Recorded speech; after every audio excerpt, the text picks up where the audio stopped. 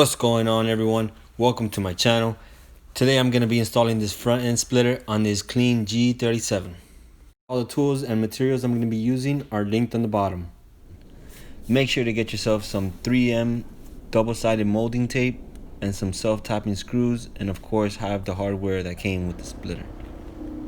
Alright, so first thing we're going to need to do is jack up the car, and you want the car high enough with enough space to fit a drill with the screw on its end. So the first step we're going to do is clean the bottom of the bumper, and here I am using just a rag with 90% rubbing alcohol to get rid of the debris, grease, and dirt that you'll find in it.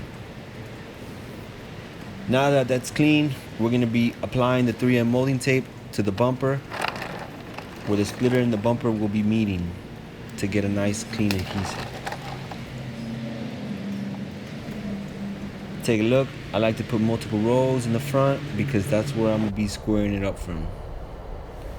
Don't forget to take off the red film from the double-sided tape. Okay, so here we're going to line up the center of the bumper, which happens to be the point of the Infinity logo, with the center of the splitter, which happens to be this Thunderbolt. Now here I am applying a piece of masking tape straight down for a clearer accuracy.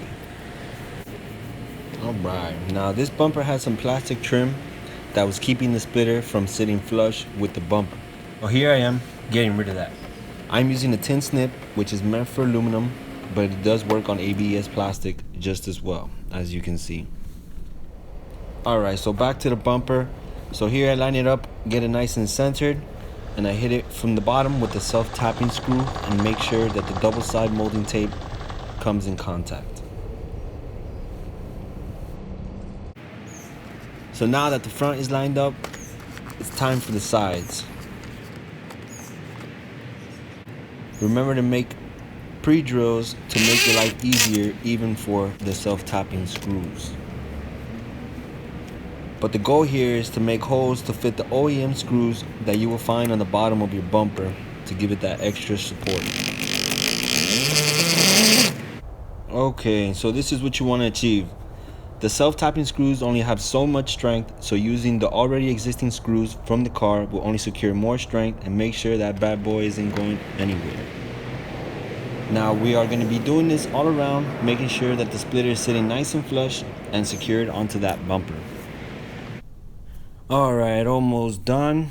Onto the struts. Make sure you pick your desired look. I always recommend starting with the top of the struts. There are multiple ways to do this. I had opened up the radiator panel to gain access to the back of the bumper so I can tighten the original bolts that came with the struts. Or the easy way is to take apart the strut and use a self-tapping screw instead, and then reassemble the strut and you're done. Okay, now for the bottom of the struts, we're going to be drilling, so I used the same piece of masking tape from earlier in order to protect the splitter. Now you're going to want to measure both sides and mark so you get a nice even fit.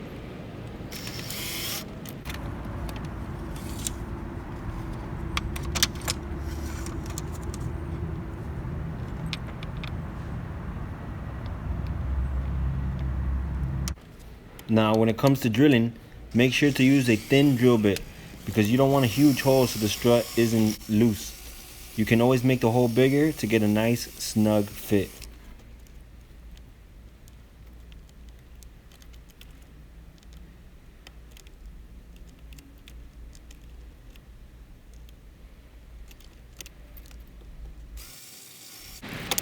Alright, once you get the fitment you're looking for, we're going to remove that masking tape and we're going to attach the bolt underneath.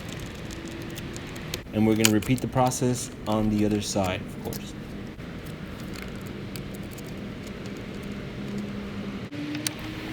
Alright, almost done. Cleaning up now. Time to reassemble everything. I'm going to put everything back together.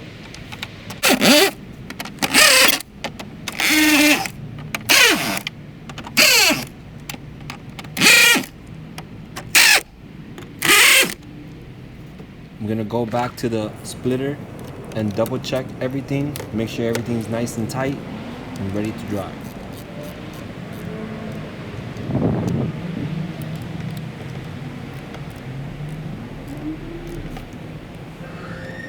Thank you everyone for watching. I hope this helped. Please hit that like or subscribe button. It'll really show me some love. Thank you so much, and let me know if anyone has any questions or need any help. Also, items I used are going to be linked down below. Be safe.